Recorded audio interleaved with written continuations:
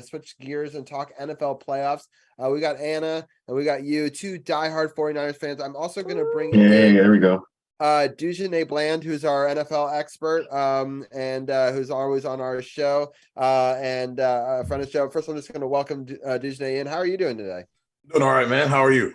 I'm doing great. All right. So, Jesse, I'm super excited that you're on. I know that you were on Davey's show last week, and I said, if we win, I want you on my show. I need the triumphant return of the Leon Lounge to be after a victory Monday. So I'm going to let you get your first thoughts in, and then I'm going to Anna's thoughts as well, and then I'm going to get Dujunnea's more of a technical side of the things. But Yeah, no, thanks, man. Appreciate it. It's been a while, and yeah, two Twitch shows in 1 week, man. It's cool. I like it. But yeah, man, super pumped. Obviously, the Dallas Cowboys are hated rivals to many, not just the Niners. But so I know I'd check a lot of boxes off for Giants fans and Redskins fans, and just kind of a lot of people in general. So I'm glad we could do that. But yeah, it was a defensive slugfest, and I kind of expected that. You know what I mean? I thought maybe we would score a little bit more points, but you got to give it up to that defense, man. Cowboys defense, they're pretty relentless. They're fast. They got stars on that side of the ball. Luckily, Dak is doing Dak things. Giving us those couple interceptions, and I love it, man. I'm just not a big fan of Dak Prescott. I think he's way overpaid, and it kind of showed it, man, against a top tier defense like we have. He reared his ugly head again. You know what I mean? But we did enough on offense. George Kittle, shout out to George Kittle, man. He put offense on his back. You know what I mean? With that crazy bobble catch, and Brock Purdy did just enough. You know what I mean? Didn't throw any debilitating picks. And in the running game at the end, the second half, they started getting it in. If Eli Mitchell would have not ran out of bounds there at the end, we might have ended the game earlier. But you know what though, he's a young kid, I guess. You know what I mean? So you got to give him a little bit. But we ended up winning the game, and that last play from the Dallas Cowboys was one of the funniest things I've ever seen in my life. With yeah, he just got it. Oh, we just lost Jesse. Trucked by Greg Greenlaw, and then he just pounding Anthony Brown there at the end. But yeah, man, a huge win. We gotta keep it up though, because the next week is even crazier. So, but yeah, I'm just pumped to have that, and pumped to kill the hopes and dreams of another hated rival. Right. Well, especially because they have not made it to a conference final in so long, and now you guys have made a lot of appearances in the last couple of years. So it's I wouldn't say a dynasty, because you have to win the Super Bowls to get the dynasty, right? But it could be if you win, this one. We're in the mix. You're right. We're in the mix. I think it was the stat was 6 conference championships in the last 11 years. So we're there, we're in the running most years. So as a Commanders fan, I would love to be there. So it's all props to you guys. I'm gonna get Anna's thoughts real quickly from her fan perspective, and get Dujunnea's, and then I'll get your guys' final thoughts as well. But Anna, what were your thoughts of this amazing game? I loved everything about it. Everything about it. You know what? It is having been a Niners fan since 1980, so that Dallas rivalry it's there, and the hatred and whatever else. But I thought that it was a fun game to watch. It was, it wasn't a dominating game, but I gotta say, I am just beyond impressed with Purdy. I mean, oh my God, here's a 23-year-old who is so calm and so the leadership skills are fantastic. And then you have someone like a George Kittle who is out of, he's got long hair, and he's a little bit more of a little out of control, but I think it just balances so well. And I absolutely just loved it. I had obviously a great time watching the game. And then of course McCaffrey. So Robbie knows that I'm huge on anything number 3. So you got number 13 with Purdy and 23 with McCaffrey. And then you got that wild card with Kittle, who I just love. And I'm just excited. I'm just happy with where this team is going and keep hoping to just keep moving forward. Yeah. All right, Dujunnea, your more technical analysis. So what are your thoughts on this game that was still very close at the end, which I think in some ways made me happier because it kept the hearts and hopes of those Cowboys a little bit longer. But what was your thoughts, Dujunnea? Oh man. I thought in the first, I said it when they would come out for Dallas. I said the first two drives were going to speak volumes of what the offense was going to be able to do for the rest of the day. And usually for most Dallas games, the first two drives are going to do that. Not much success there for them. That interception in the second one, I've watched that play, and it's funny. I'll give Kyle Shanahan some credit because he actually paid attention to the last game of the season. I know a lot of people talk and have a lot of things to say about Dak's interceptions. Those interceptions, if you notice, come on like hitch routes where it's kind of timing, but it's not timing because they don't really run a timing-based offense. It's kind of one of those things where he's throwing the ball where he thinks his receiver is supposed to be, and a lot of times his receiver is not attacking the ball. And I thought something San Francisco did very well is most of their corners were playing with their backs to the end zone because they know they have like that front seven that can get after, apply a little pressure, and keep containment on the outsides, kind of funnel things back inside. I think he throws that ball a lot of times and he doesn't see it. He's throwing it to a spot. I think he's blocked by a guard or a tackle in that instance, and it really plays to the corner's hands. He's already got his back to the ball, and so kudos to the defensive coordinators to see that and to see that on tape, and they bait him into that throw.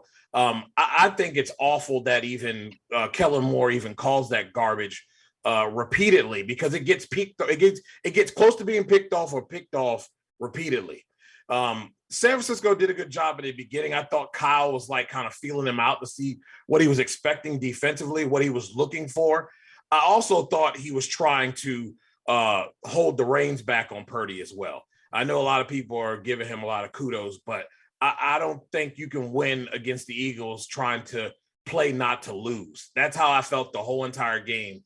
Kyle Shanahan was trying to write a storybook of him not making a mistake instead of letting Purdy just cook and, don't, let him not make the mistake. Trying to play to not make mistakes usually ends up in mistakes. And I think that's why he had the turnover that he did when he did. He knew it was bad, but I think it's just one of those things. If you look at the first two drives and the first couple of plays in those drives, San Francisco did a lot of slants, a lot of things underneath because basically they were trying to use a couple of their wide receivers to blow out, get them to set deep, then everything underneath because your linebackers are so upfront with trying to take care of the run game and bring pressure and try to sack. They had a lot of things with Ayuk underneath. I thought they could have done more with that. Just let Purdy cook, man. Call your plays that you've been calling for this guy. He's been good. He's been really good and really clean with the football. Don't do anything to make him feel handcuffed and have to second guess his decisions. Overall, this game could have been worse than what it was. Like I said, I really felt like Kyle was trying to handcuff and he was kind of nervous about the young man making mistakes, but they did two things. I thought Dallas made a mistake in the third quarter when they came out. They were on a 6-play drive there at about 3 minutes and 19 seconds. I believe it was a 4th and 5. They were just about inside of,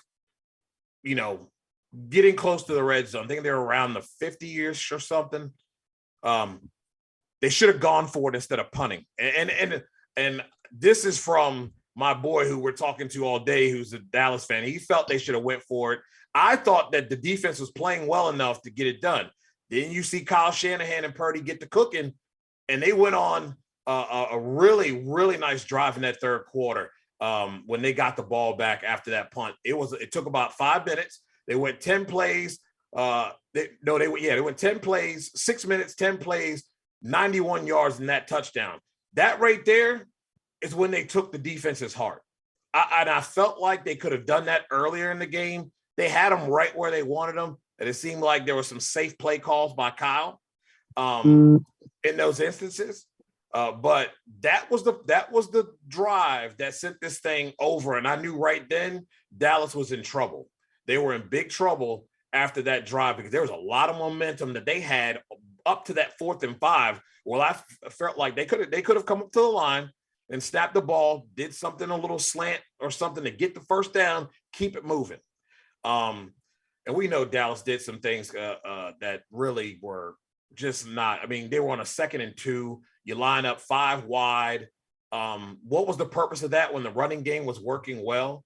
I thought they had some things in the zone run game they had gotten San Francisco's defense off kilter a little bit. But again, Kyle Shanahan comes up, cooks in the 3rd quarter, and once they get that touchdown, they go back. They go on another 7-minute, almost 8-minute drive, 13 plays, 64 yards, get that field goal, and that was the difference right there. But it started after Dallas didn't go for it on that 4th down. I felt there were opportunities where they could have gotten San Francisco's defense off, but it was that killed it, and it really played out the way I thought it would. I really didn't have much confidence. There was a lot of things that had to go right, and that includes the coaches standing on the sideline. It's just a better organization over there with San Francisco. They've got some speed, and they've got some speed on the defensive side of the ball. And like I said, all I'm asking is Kyle, just don't try to rein Purdy in. Just call the plays you've been calling all up to this point. He's been cooking and been cooking good, and let Purdy cook. Don't try to handcuff him. I think that can be a big mistake going across the cookie over there to the East Coast and playing the Philadelphia Eagles. Yeah, the Eagles are going to be tough. That's a good segue. I'm going to let Anna have her first crack at what her thoughts on the conference finals and having to play the Eagles. And then I'm going to let her go because I had promised her that I would let her go close to 10. And then Jesse, you'll have to answer. You can think about this next question and let me know after this. Do you have time to break down some of these other matchups and other games that happened this week? Oh, yeah. If you do, you have time. Okay, I'm all for you, man. Let's go. Okay, that's, all right. I love it. Okay, I just didn't know if you had other plans. I was like, you're going to be on for the 49ers segment, but I'm totally down for you to break all of them with me. So that's great. So, all right, Anna, I'll let you get your thoughts on the Eagles and any final thoughts that you have, and then I'll let you go. Yeah, no, I think that we are in a fantastic position right now and feeling comfortable with the team. Everyone's meshing, and I will say Shanahan at this season is not as predictable as he used to be. I feel like the last season or so, people knew exactly what he was going to do, what he was going to call, and it was like incredibly frustrating. I'm impressed with Brock Purdy. I think it's fantastic. But I'm not going to put it all on him. I think that Bosa should be, he's there. Oh my God, just all the other players, Kittle, everybody else. I think they are in a good headspace, and I'm ready to just kick the Eagles' ass come this weekend. Yeah. And I think they can do it. I hope so. I really do. Like, nothing would make me happier if they, like, the NFC East was the talk of the whole entire thing, but like, I'm totally fine if the 49ers vanquishes us all, right? So that's the best case scenario in my book, at least right now. So, and I'm super excited that you're on. I'm sorry that you're not going to be on next week for a whole host of reasons, because I care about the Pittsburgh game and that, but I totally understand renovations are annoying. I'll let you know if anything changes and we come back home and I'll have to be in a hotel. I'll let you know even if you had to Zoom from your phone. If the 49ers win, we'll find a way. Oh my God, that segment. That's it. No, well, thank you for having me on, and Jesse, I'm so glad that you're Niners nice fan. to meet you. Yeah, for sure. You too, and Dujunnea, I think you're amazing every week. So I appreciate it. I will hopefully see you guys next week. If not, Super Bowl weekend, I guess. Yeah, that would be great. So I hope Go so. Niners. That would be great. All right, thank you, Anna, and we'll talk to you All soon. right. You definitely go check out sportsothp.com. Click the podcast partners button. They can check out the Power Play Point podcast for more with Anna. Also, if you check out on sportsothp.com, there's a thing called Team SportsOTHP, and both Anna and Dujunnea are on there with all the links and stuff like that. So you can check out all of that as well. So thank you, Anna, so much, and we'll talk to you soon. Yeah, absolutely. Have a great show. Thanks, guys. All right, with that, we're going to bring in Champ as well. DC's People's Champ is another person in our NFL playoff roundtable usually, so we'll bring him in. While he's doing that, I'll go back to you real quickly. Jesse, what are some of your thoughts on, well, I guess maybe it's a good time for us to break down some of that Giants game and let's see if Champ, I don't know. I thought Champ was... I think he said he's gonna make some tea. He'll be on in like 5 minutes. So okay, got it. All right, sounds good. All right, well, I'll get his thoughts on these things too, but we'll start off with both of your guys' thoughts on the New York game versus the Eagles. I don't know how much you guys got to see of it, but it was a pretty brutal game. Jesse, I'll let you give your thoughts first, and then I'll get Dujunea's. Yeah, I mean it kind of, I gave the Giants a shot to win. You know what I mean? Just because of the performance they had the week before. And, they got a decent defense. Daniel Jones was cooking a little bit. But I also thought that what happened might have happened. And the Eagles are just going to stomp them out. You know what I mean? They just don't have the talent that, the receiving core, they overperformed what they probably should have. So I kind of figured that might happen, and which it did, you know what I mean? And Daniel Jones isn't a guy that can come back from 3 touchdowns.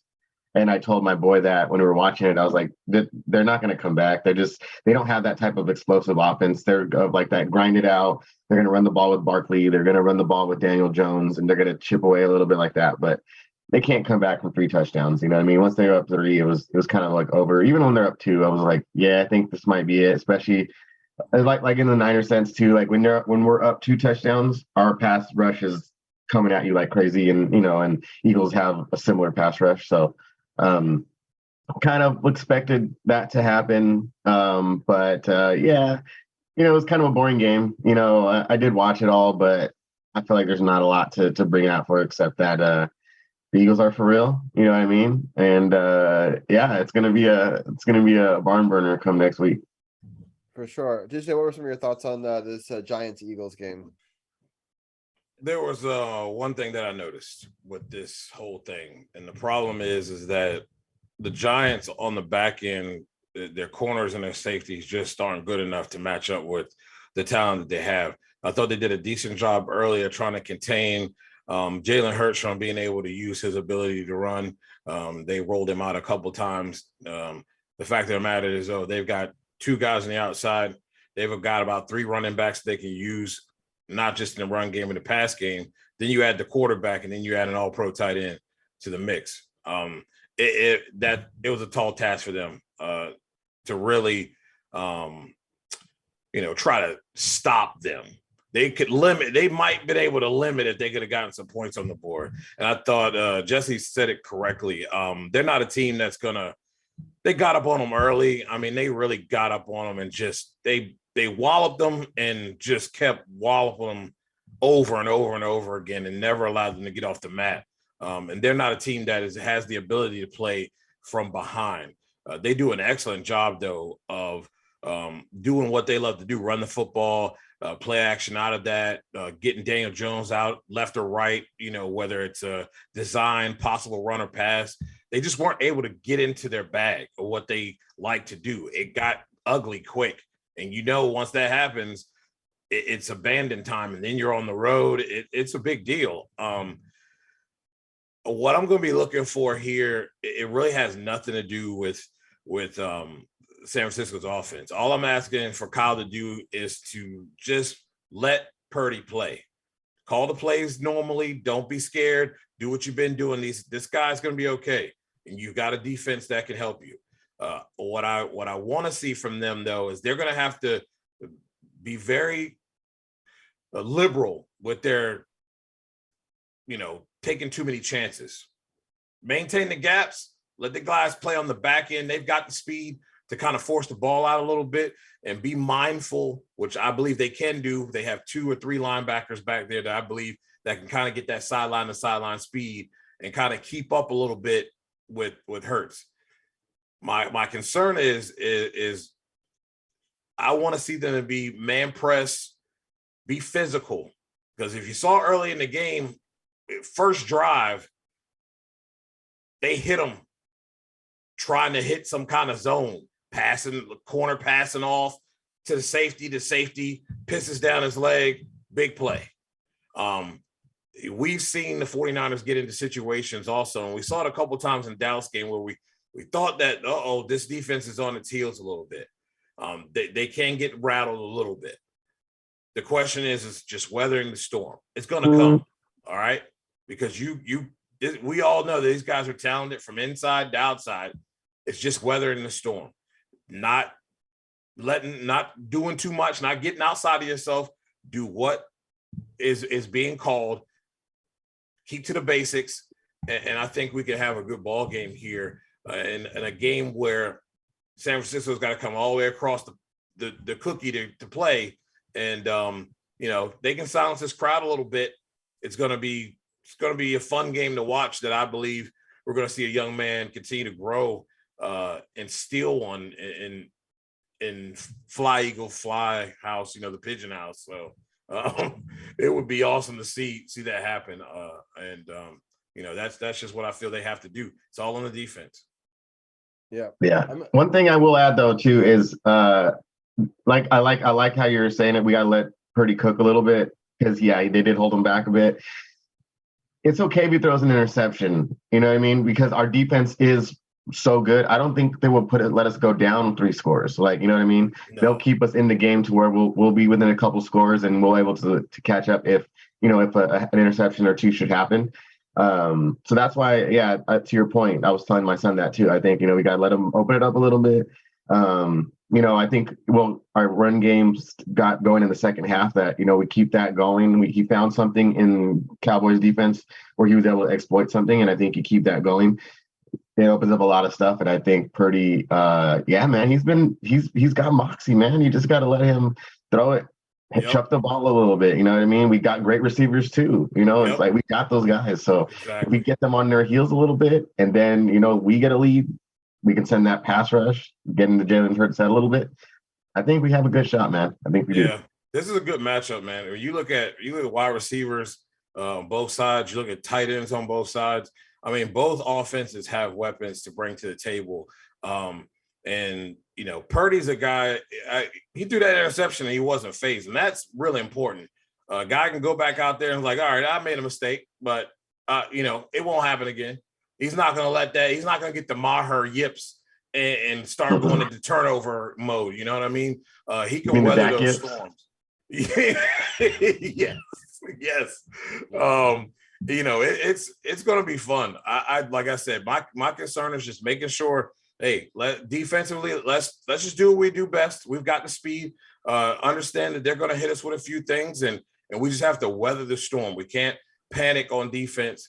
They've been here and done that. They practice against it every week too.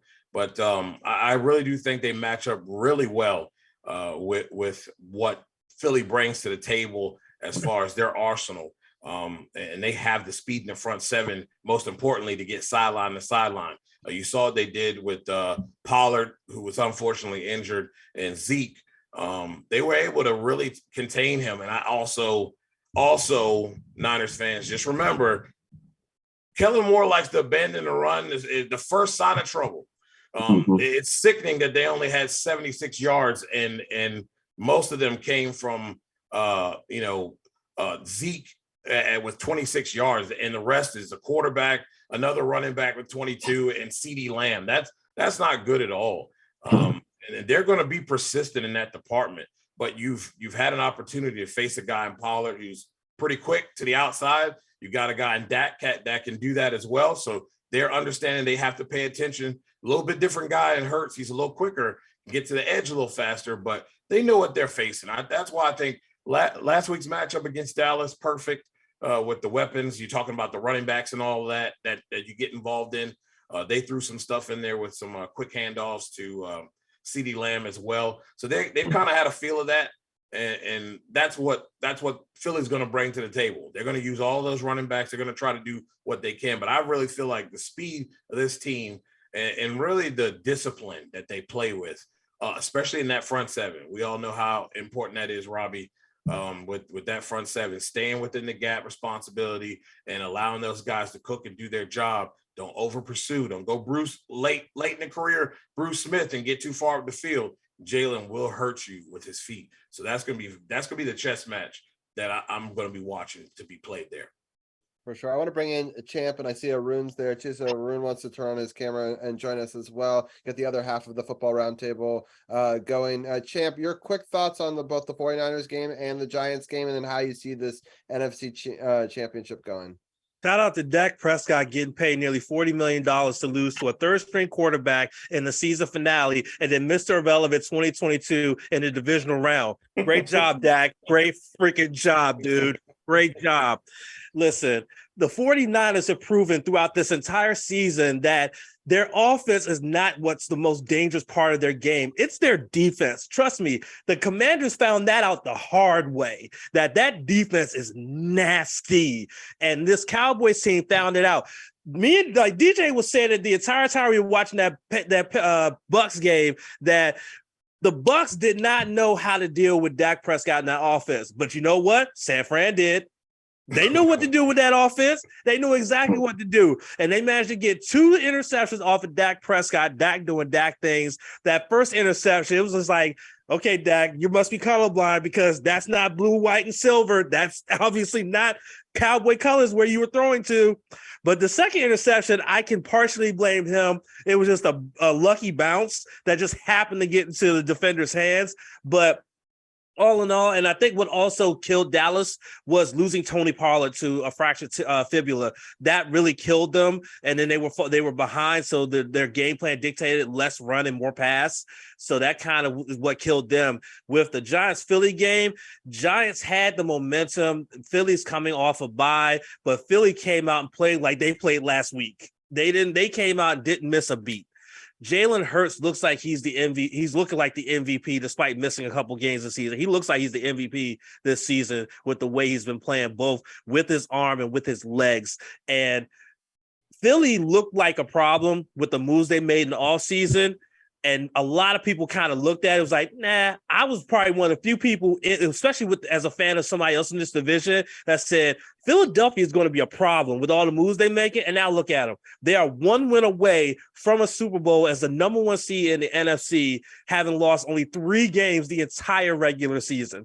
So clearly the moves they made put them in a position to win now. And now they're in a position where they're hosting a very nasty, talented defense that can really put the clamps on what they're doing. So this is going to be one of those games in the NFC Championship game that is going to be hard to call because you have a dynamic offense against a dominant defense. Something's got to give. Yeah, it'll be really interesting. So there's a lot of comments in Twitch chat about how Arun's dog should become the new mascot. And I said, poor Lily, should be left out. And that's why I was showing that Lily, she went finally back to doggy daycare after a 2-week hiatus. They had some sickness going around, so they weren't allowing certain dogs back for a couple of weeks, and she'd missed this place so badly, so she's wiped. I mean, she was there all day, and so that's why she's not making lots of appearances right now. She is crashed right there. But Arun, your dog is a fan favorite. How are you doing tonight? What are your thoughts on the 2 NFC matchups that we saw this past weekend, and then the one we have the upcoming weekend? I'm doing well. The dog's also doing really well, and the NFC matchup, the Eagles-Giants game wasn't much of a matchup. I think it was like 14-0 after, and at that point the game was probably over and it became a blowout. They shut down the Eagles. The Eagles shut down the Giants like wide receivers. The secondary of the Vikings going to get it done, but the Eagles secondary was able to shut them down. As for the 49ers Cowboys game, it was pretty close, like even considering like the first half, it was 9-9, and that field goal that brought them to halftime, the 50-yarder made by Robbie Gould, that was pretty key in carrying momentum over. I think Purdy was a little bit shaky in the first half. He could have had a couple interceptions, but he kind of pulled it together, especially at the George Kittle incredible catch, like off the couple of bounces off of his hands. Avoiding getting hit in the head, which was pretty key. And They were able to finally establish the run in the second half. In the first half, it didn't really get going. And Tony Pollard, as he's mentioned, he was out. And Ezekiel Elliott, he's only getting paid a lot too, like Dak Prescott, and he wasn't able to get it done. And that the clock management kind of at the end of the game, Elijah Mitchell just like running out of bounds extended the game a little bit, but Dallas ran probably one of the worst final plays. The Greg Olsen was kind of hyping it up, but then it kind of just like fell apart. And I think these two teams, Eagles and the 49ers, are the two best teams in the NFC. It'll be really interesting to see what happens. For sure. All right, let's do we're gonna do the AFC side of things. We're gonna try to do it on a quicker thought basis, just because we're gonna try to get through both of those and the AFC Championship game. We're gonna go to Jesse first, and then Champ, then Dujunnea, and then Arun, and then we'll do the other side of it. So this is the Jaguars Chiefs game.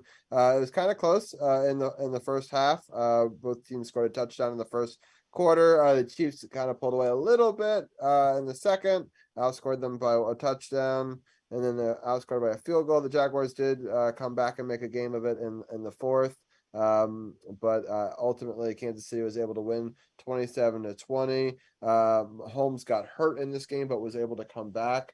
Trevor Lawrence played pretty well, but not like amazing. But overall, it was a good win for Kansas City, and they just kind of showed that they had been in these games before. And it's just, I mean, it was such an impressive run. I was rooting for the Jaguars just because I like an underdog story, but it's a difficult. It's difficult to beat the Chiefs in Kansas City for sure. But Jesse, what were some of your thoughts on this game? Yeah, you kind of said it. It kind of went like how I thought it was going to go as well. The Jaguars just, the Chiefs have been there before, you know what I mean? Despite not having like a full arsenal of like great receivers, you know what I mean? They still have Patrick Mahomes, you know what I mean?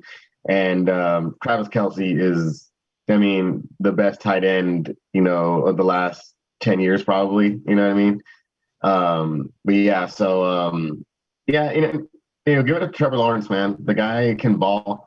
Like I said, they did get down, and it sucks that he has to always start so slow.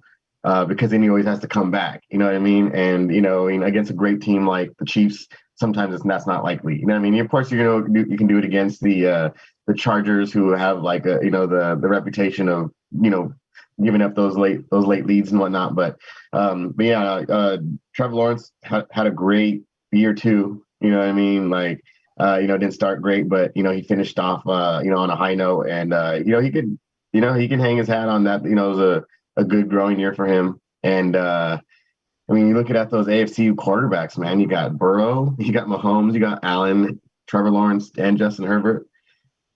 The AFC is stacked when it comes to quarterbacks. So, but yeah, Chiefs just a better team, man. And we'll see coming up.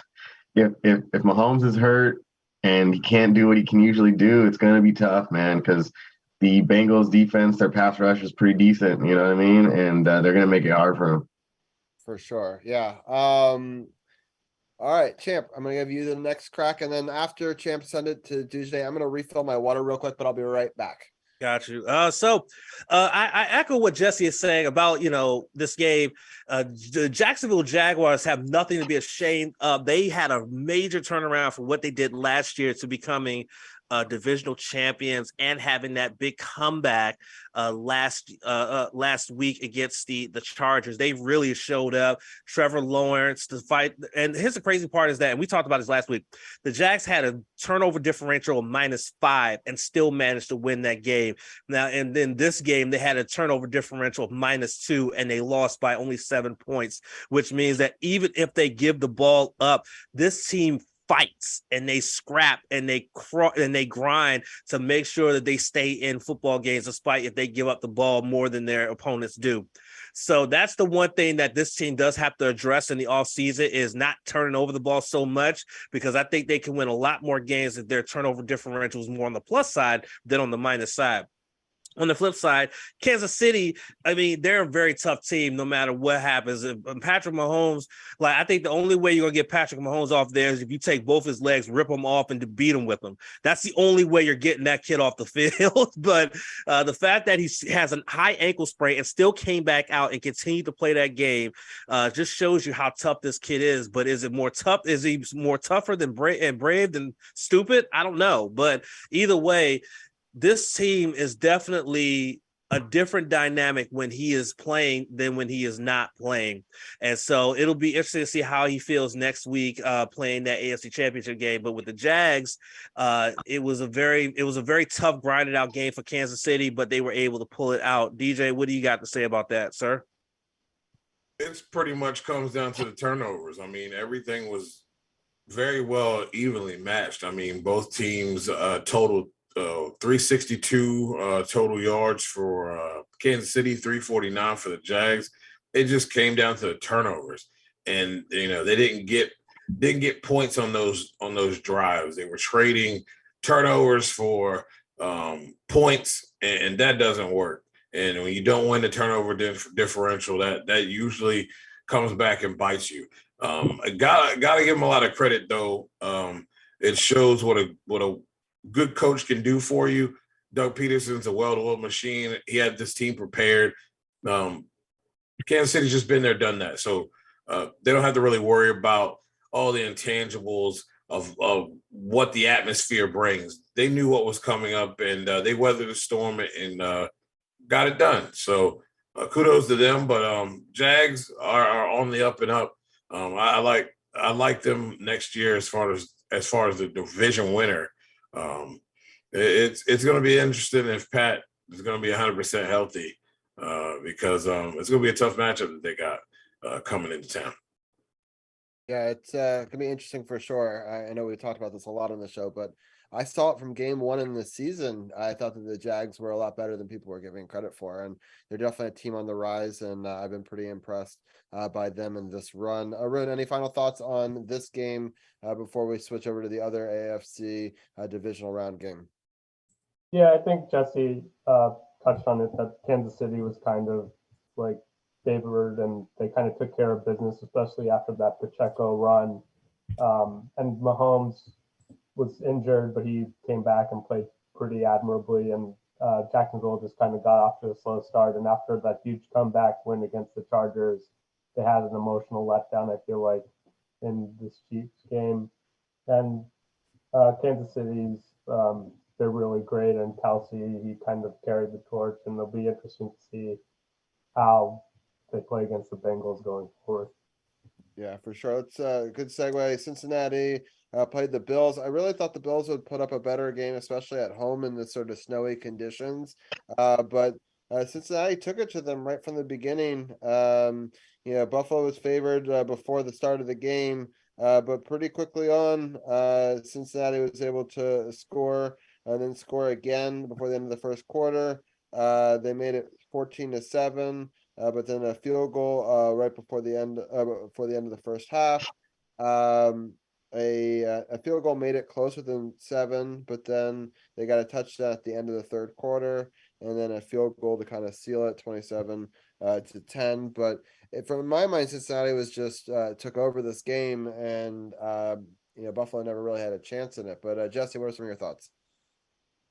Yeah, my boy asked me, who would you least want to play in the Super Bowl? And I said the Bengals, because the Bengals have, obviously they have Jamar Chase, probably top 5 receiver in the league.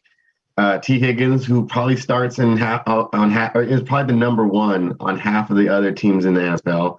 And then Tyler Boyd, who has, I think, 2 1,000-yard reception or 2 1,000-yard receiving seasons under his belt. They're all like 6'3" plus, you know what I mean? Fast, long, can catch the ball. Like they are tough. In those first 2 drives when they scored, I was like, it's gonna be a long day for the Bills, man, because they cannot stop them. And then you add Joe Mixon in the mix. It's, you know what I mean? It was over, man. I thought from those first 2 drives, I was like, I don't think they're going to get them, man. I don't think they're going to be able to keep up offensively. And And I think they're underrated defensively. You know what I mean? They got pretty good pass rush. Their secondary's decent. You know what I mean? But yeah, the Bills, they shit the bed, man. They really didn't show me anything. And I thought Josh Allen could have took over a little bit, maybe maybe a little bit more design runs or something. But they had to wake up that team, man, and they didn't do it. And they doubled Stephon Diggs the whole time. You know what I mean? They don't have the talent, on that offensive side of the ball. They have Stephon Diggs, and literally that's it. Gabe Davis is okay. You know what I mean? McKenzie's okay. Their running game's, okay. You know what I mean? But in this league, and especially in the AFC, you better have some stars. You know what I mean? And they need to get a better running back. They need to get a better number 2 receiver. You know what I mean? Or they're not gonna be able to catch up, man. Josh Allen can only take them so far. Yeah, I totally agree. Chant, what are your thoughts on? In my mind, I think the Ravens were a much tougher team in the last one, and they prepared them a lot better than Miami clearly prepared Buffalo for this matchup. What are your thoughts on that and this matchup? Well, I mean, Cincinnati had 412 total yards of offense. That should tell you a lot about how well they did with this game, especially in those conditions with like a torrential snowstorm going on. It was like incredible to see them just move the ball so efficiently, both on the ground and through the air in hostile territory. And I would have thought Buffalo would have been a lot more inspired in terms of the play, especially with Damar Hamlin being in the building, in the stadium for this game. And it just seemed like they just came out as flat as many people think the earth is. And it's crazy to think that that's what this team, who was so good most of this regular season, would do in a spot like this with Damar being in the building. The other thing that was really crucial was that 60% of the time when the Bengals were on third down, they were getting first downs. They had 30 of them this entire game, which means they stayed on the field and they kept Josh Allen, that offense, off the field for as long as possible to give them that chance to be able to run away with this. The score doesn't indicate how far away from close this was. The Bengals were much more hungrier for it. They came into hostile territory and they were able to take it to them to make it so that this AFC Championship game is not on a neutral site. They will be heading to Kansas City to play Kansas City to go to the Super Bowl for the second straight year. I really wanted that neutral site game, so I was kind of bummed. That was why that was my only rooting interest in this whole thing. Is just because I thought that was going to be a really cool thing. I know Dujunnea, you and I talked about it last week, but hey, you gotta listen to Joe Burrow. Joe Burrow said it best. Better get them refunds. Yeah, you can't sell tickets. You can't sell tickets to a game that haven't happened yet. That is the biggest jinx ever. But I understand the NFL had to do that to try to figure out the logistics of it, but the second they started doing that, I and that's why I maybe root for it harder, but I kind of knew that was never going to happen. But Dujunnea, what are your thoughts on this matchup? Buffalo did pretty much what Buffalo does. We talked about this last week. Both of these teams are a type of team that at some point in the game, they kind of go MIA just for a little bit. The offense goes into a lull and they allow their opponent back in the game. Well, the Bills never even got started. It's wild. And the conditions that favor them in their own home stadium, that it was impossible for them to they never got their legs at all. And I think Jesse made some good points about their wide receiver core. Some things just got put, I wouldn't say exposed, but they were stressed a little bit more and showed that they need a playmaker here and a playmaker there. It's a little interesting that they weren't able to take advantage of some of the injuries that the Bengals had received across that front. But it's Joe Burrow, man. Like the guy is just another fun cat to watch. And yeah, man, when you got the running game going as well as they did, mixing 20 carries, 105, you got Chase cooking. It's impossible. It's impossible to stop when you don't have things cooking for you. They never were able to get their feet. So it's going to be really interesting AFC Championship game for sure. I thought the Ravens were a good opponent, for I believe it was the Bengals going into this thing. So I don't think we could have had any better with both of these championship games. So it's going to be interesting to see if Joe can get back to the big game, and if he can not only punch his ticket but possibly get himself a trophy. But either way, it's going to be fun, man. The storylines that are floating around with these two games, and you go into the Super Bowl and the possible storylines there could be, it's going to be amazing. It's going to be amazing to watch. Yeah, it's just so weird that it's a rematch and it went to overtime last year. And Yeah. so it was a very close game. Arun, your final thoughts on the Buffalo Cincinnati game, and I'll let you give your kind of first take on this championship game. Yeah, the Bills' hangover from the Dolphins game kind of continued when they were pretty much dominating the Dolphins, and then it was only a 3-point game against Skylar Thompson. So this one, a lot of people were predicting that Cincinnati's offensive line would have a lot of problems, but Buffalo simply didn't have the pass rush that Baltimore had, and Cincinnati was able to take advantage, especially on the ground. Mixon with over 100 yards, and Burrow even outrushed Josh Allen. I don't really know. Buffalo didn't kind of abandon the running game. I know they were behind, but Singletary only had 6 carries for 24 yards. He probably could have gotten more. And Allen, especially in cold weather, probably needs to see more than 8 carries. And the receivers are better for the Bengals, but I think more importantly, Mixon had over 100 yards on the ground. And when they were down 14-0, they showed Hamlin up in the box. That can really shift momentum, and Allen kind of overthrew his receivers, kind of like he was doing against the Dolphins.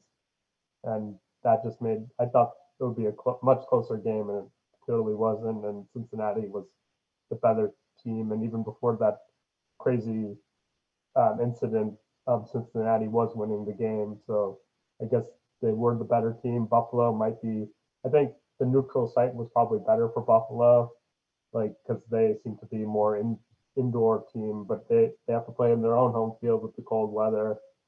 As for the Bengals Chiefs game, I think it's going to be a really good game. The Chiefs are looking for revenge for last year, but right now I'm feeling more like the Bengals should be favored just because Mahomes is injured and the skill position players, Higgins and Chase. Kelsey's great, but even the Bengals have Hurts and Mixon in the backfield. I think the Bengals could continue momentum and win this game, but anything can happen in the championship game, just like last year. Yeah. Now Champ has multiple camera angles. I'm really impressed. It's like production is like we're in the Matrix one moment, and then now I like shifting cameras. So, yeah, it's going to be interesting nonetheless. Champ, I'm gonna let you give your thoughts next on this AFC Championship game. If we get the same game we got last year, this year, I will be a happy man. I'll be as happy as a pig rolling around in and sugar honey iced tea. I'll tell you what. I mean, you look at the matchup, and I mean, you have two very, very talented young quarterbacks in Joe Shiesty and Patrick Mahomes. And I mean, but you got Mahomes at less than 100% with a high ankle sprain. So his mobility is going to be very limited. So clearly Cincinnati's got to bring the house because he's not going to be able to run very much with that ankle injury if he does happen to play. But he does have a very talented wide receiving core with Scantling, with MVS, and with Kelsey. He has a very decent running game that'll be able to kind of keep the heat off of him. And on the opposite side, Cincinnati also has the same thing, a very competent running game and some weapons on the outside in terms of the passing game. I feel like this is going to be a shootout. I don't think it's going to be a lot of defense. I think it's going to be who blinks first in terms of offensive momentum. Who's going to blink first? Will it be KC, who looks like they can plow away and get into the Super Bowl? Or will it be Cincinnati, who will get into their second straight Super Bowl? I mean, who blinks first? I just can't wait for this one. I'm going to be watching this one from beginning to end because this is going to be a fun one. This could be a lot of fun to watch. If you're if you're not looking forward to a game like this, can you really call yourself a football fan? This is going to be a fun game to watch because we saw it last year. We saw how exciting it was. I feel like this is going to be the same. I don't predict a blowout. This is a blowout. I will be disappointedly surprised, honestly. But that's my take. This is going to be a fun game to watch. Yeah, I'm sort of bummed that next Sunday I'm traveling, and so I don't know how much of these games I have to say. But what's great is I took Monday off because I get in so late on Sunday, so I'm going to rewatch these games, like the YouTube ones where they show all the highlights, and so I'll enjoy it that way. I'm bummed that I won't get to see them live because I know they're going to be both really incredible games this weekend. Jesse, I'm going to go to you next. What are your thoughts on this AFC Championship? Yeah, I mean, obviously the elephant in the room is, Mahomes' ankle. You know what I mean? Like, if he's not going to be 100%, we know that. But how bad is it going to be? Someone on ESPN was like, he was able to play on Sunday because it's the adrenaline. You're there. You're kind of ready to rock. I want to know what he feels like today. You know what I mean? Is it going to be swollen? Like, how is it going to feel right now? And building up in the preparation to the game, like, how's it going to feel? Like, is he going to be able to get that thing loose enough to get out there? And obviously he's going to play. There's no question. But however, his arm is so strong that sometimes he doesn't need 2 feet to throw the ball. You know what I mean? Like most quarterbacks do. He can throw a ball, like we're watching it on Sunday, that he can throw a ball off 1 foot. You know what I mean? Like, so, he if you bring the house, he can still hurt you. You know what I mean? And he's got, like I say, he's got some speedsters still on the outside. He's got Travis Kelce, who is like the ultimate security blanket. So, like I said, the Cincinnati pass rush is pretty good. You know what I mean? They've definitely played over their heads during the playoffs. And I think it's going to be tough for the Chiefs to win. I'm picking the Bengals to win, but I don't think it's going to be close, man. I mean, I don't think it's going to be a blowout either way. I think it's going to come down to the last possession, like DC was saying. Whoever has the ball last is probably going to win. I just don't think it's going to be as high scoring as we're used to, just because of that mobility that Mahomes has. But Chiefs have an underrated defense, I think. You know what I mean? They got some opportunistic defenders, and I think it's going to be good. Both games are going to be so much fun, and if you love football, this is going to be a great weekend, man. Usually, championship weekend usually has great games, and this is not going to be any different for sure. Yeah, it's gonna be interesting. I really think Cincinnati's defense in my book is better than Kansas City's in these sort of games, and based on the teams that they've had to face up until this point. So I think that might be a difference maker, but I agree. I think it's going to be a relatively close matchup between the two of them. But Dujunnea, any final thoughts on this championship game? Oh, it's going to be fun to watch. I'm really looking forward to the chess match between quarterbacks. We'll see how healthy Mahomes is, but I think this is Cincinnati's game to lose. I really do.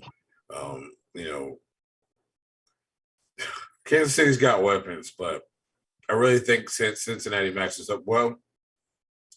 And the difference maker is just going to be them being able to run the ball effectively with Joe Mixon and do what they did against Buffalo. Continue that trend. And if you put points on the board, you can kind of control things a little bit. They don't want to get behind in this game. Not at all. I don't think it's going to be a high-scoring game either. I think this is going to be a slugfest. Defense is going to be playing very well, forcing these offenses to really go into, execute well and really execute well in the red zone. So it's going to be a fun game, man. Really fun game. I think it's going to be one of those games that comes down to the last possession. Kind of same as last year. Last possession, and who can execute the best. When time is of the essence. For sure. just an exciting week in football. I'm happy we were able to break all these games down and preview some of these games. I'm going to let Dujunnea give his final send off, and I'll let him go, and then I'll let Jesse do the same. Unless Jesse wants to talk. Maybe he would. Jesse, your team is the Lakers, right? No, I'm actually a Heat fan. Heat fan. It's a long story. That. Long story. I think I told you last time, but yeah. Actually, from I LA, get going so after I thought this, that. Yeah, for sure, and that's fine. All right. I'll let Dujunnea give his final send off, and then I'll let Jesse get out of here as well. But Dujunnea, thank you so much for everything, as always. Anything happening in the world of your writings or podcasts this week? We're working on a show possible this week for the breakdown with me and Karita Parks. Going to talk a little bit of Commanders, a lot of playoff stuff, a few things that happen in the world, of college football coaching, and we're going to talk about the PR sides of those things with Ed Reed. I want to thank the Washington Wizards for trading us Hachimura.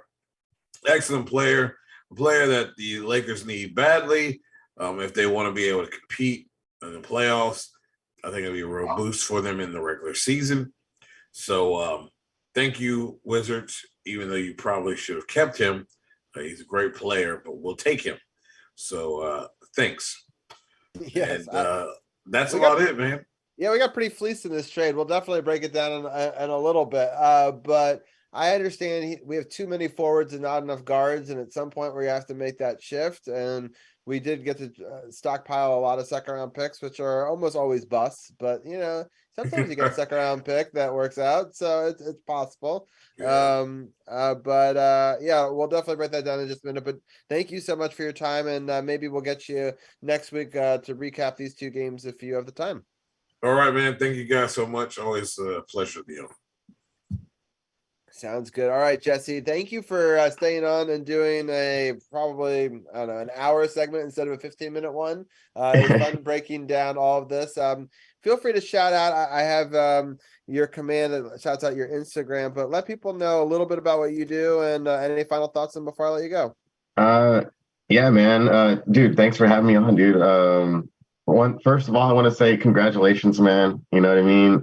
You've been doing this for a long time, and I know a lot of people listen to this, and like I said, man, you're great at it, and I love coming on. I do lurk, you know what I mean? I may not be in the chat all the time because I'm always kind of working, but I do lurk, and I do like to hear what you got going on. And I do catch a little bit of that hockey talk, you know what I mean? I'm not super into I'm not well versed in hockey, but you know what I mean? I like to listen to it. But yeah, man. Follow me on Instagram at jesse.breakpoint. I'm a talent agent, so I book concerts and stuff like that, comedy shows as well. But follow me, and I got shows playing all over the country.